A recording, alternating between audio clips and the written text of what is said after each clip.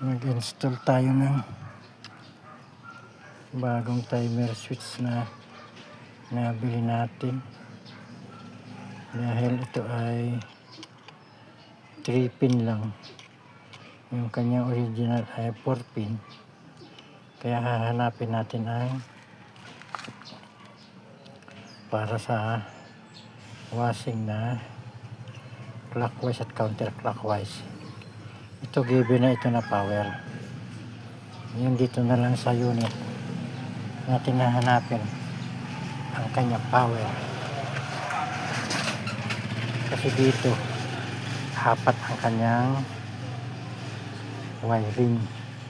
Dahil itong original apat.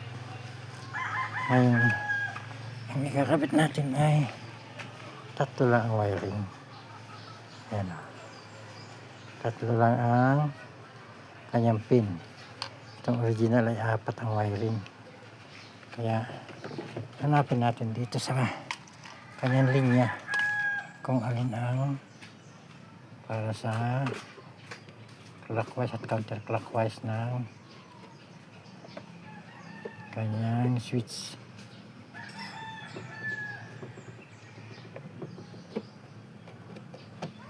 Para hindi na tayo mag hula-hula. Mahirap mag hula-hula. Ito yung kanyang linya ng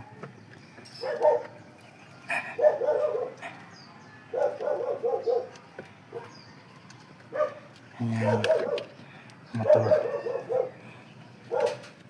Hahanapin natin yung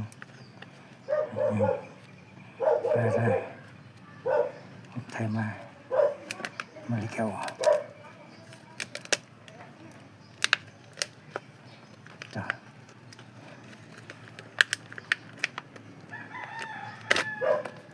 Ito.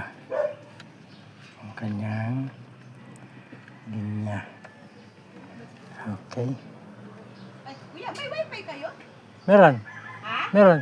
Saan ba kayo nakakabit? Bytes? Converg. Ay, convert. Oo. Bytes.